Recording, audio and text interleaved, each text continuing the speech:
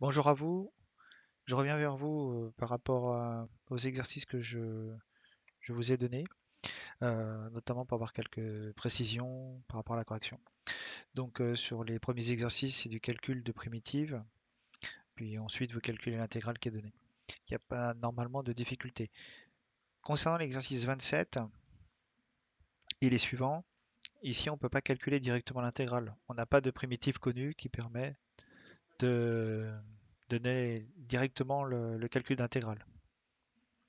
Du coup, on va utiliser notre méthode. Dans l'exercice 27, on retrouve la linéarisation du cosinus dont on avait déjà parlé une première fois. Donc on exprime le cosinus carré en fonction de cos de 2x, tout simplement parce que pour intégrer cosinus carré, on ne peut pas, puisque ça serait de la forme u puissance n, et il faudrait u' devant. Or, la dérivée de cosinus, c'est moins sinus, et on n'a pas moins sinus devant l'expression. Donc il faut transformer l'expression, donc linéariser. Et une fois qu'on arrive à cosinus de 2x, on arrive à quelque chose de la forme u de ax plus b, dont la primitive est 1 sur a, grand U, primitive de petit u, ax plus b. Voilà, donc dans la première partie, on redémontre les expressions qu'on avait eues dans le petit formulaire du début de cours sur la trigonométrie. Donc à l'aide de ces formules, on arrive à démontrer que le cosinus carré, c'est 1 demi plus cosinus de 2x sur 2. Ce qui permet, dans la partie suivante, de calculer directement l'intégrale. Voilà. Donc normalement, il ne doit pas y avoir de difficulté. Juste se rappeler que le sinus de 2pi, ben, c'est 0. Sinus de 0, c'est aussi 0. Voilà. Exercice 28, encore une fois, on est sur un exercice où on ne peut pas calculer l'intégrale directement. On est sur u sur v et il n'y a pas de primitive connue de u sur v.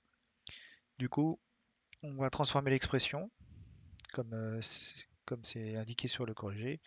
Et à partir de ça, on peut trouver une primitive. Une primitive de 2, c'est 2x. Une primitive de 1 sur, enfin u' sur u, c'est ln de u. Du coup, on retrouve la primitive de 2x plus ln de x moins 1. Et on fait le calcul. Enfin, dernier exercice, le 86. Là, on doit appliquer des propriétés dans la dernière partie du cours sur tout ce qui est linéarité, relation de Chasles. Donc, première partie A, on remarque que là, les deux intégrales ont les mêmes bornes. Du coup, on peut, entre guillemets, regrouper les expressions. Donc, on trouve ln de t plus t, et le plus ln de 1 sur t devient moins ln de t. Ça simplifie. On tombe sur une expression qu'on est capable d'intégrer, donc qui est t, 1 demi de t carré, et la suite est relativement facile. Pour la question B, je vous ai je vous ai surligné la partie importante. Ici, on a des intégrales qui n'ont pas les mêmes bornes. On va de 1 à e, puis de 0 à 1. Donc, on va utiliser Chasles, de 0 à 1, puis de 1 à e, ce qui fait de 0 à e, de la même expression, évidemment, sinon on ne peut pas appliquer Chasles. Et puis, on retrouve la différence de la même expression, du coup, l'intégrale va faire 0. Et enfin, question C. Là, on remarque que les fonctions intégrées sont les mêmes et que les bornes sont différentes. Donc, on utilise une propriété sur le fait que moins intégrale de a sur b, c'est intégrale de ba. Voilà. Et on applique Chasles, ce qui nous permet de calculer cette intégrale-là. On trouve la primitive comme on a fait précédemment.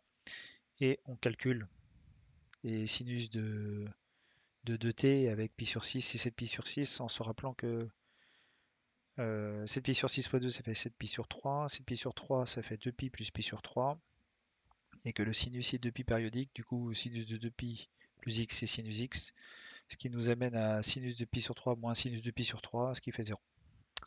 Voilà, j'espère que ce complément d'explication par rapport à la correction que je vous ai donnée tout à l'heure va vous permettre de mieux comprendre cette correction.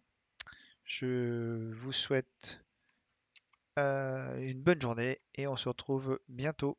Au revoir.